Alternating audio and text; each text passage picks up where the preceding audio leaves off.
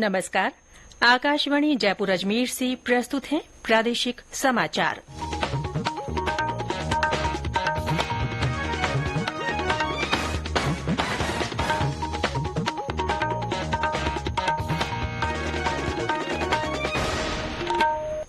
समाचारों के साथ मैं रितिका गुप्ता।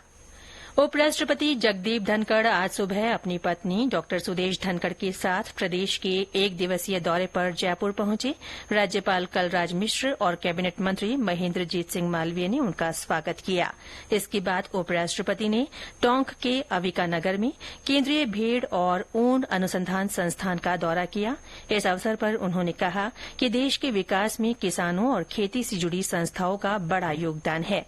उपराष्ट्रपति ने संस्थान की ओर से विकसित की गई उन्नत नस्ल की भेड़ों और उत्पादों का निरीक्षण किया। उन्होंने अपने संबोधन में संस्थान द्वारा किए जा रहे कार्यों की प्रशंसा की। इस अवसर पर सांसद सुखबीर सिंह जौनपुरिया, संस्थान के निदेशक, वैज्ञानिक और शोधार्थी मौजूद रहे। टोंक दौरे के बाद उपराष्ट्रपति ने जयपुर में आयोजित बांध सुरक्षा पर अंतर्राष्ट्रीय सम्मेलन का उद्घाटन किया।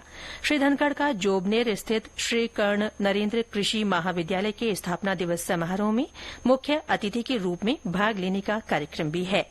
वे महाविद्यालय के शिक्षकों और विद्यार्थियों से संवाद करेंगे।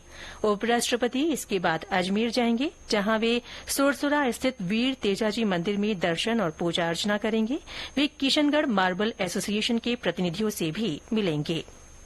जल शक्ति मंत्रालय के जल संसाधन, नदी विकास और गंगा संरक्षण विभाग की ओर से जयपुर में आज से बांध सुरक्षा पर 2 दिन का अंतर्राष्ट्रीय सम्मेलन आयोजित किया जा रहा है। सम्मेलन का उद्घाटन उपराष्ट्रपति जगदीप धनखड़ ने किया।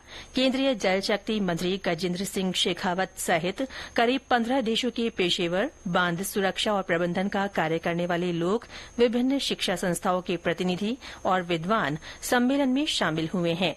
ये लोग बांध सुरक्षा बढ़ाने की क्षमताओं को मजबूत करने पर विचार विमर्श कर रहे हैं।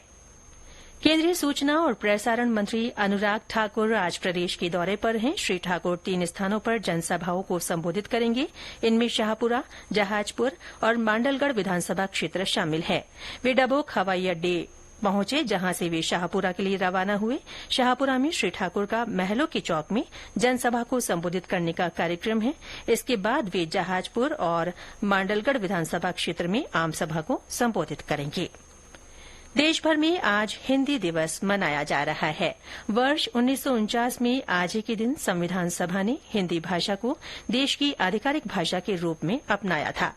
भारत में अधिकतर क्षेत्रों में हिन्दी भाषा बोली जाती है, इसीलिए हिन्दी को राजभाषा बनाने का निर्णय लिया गया।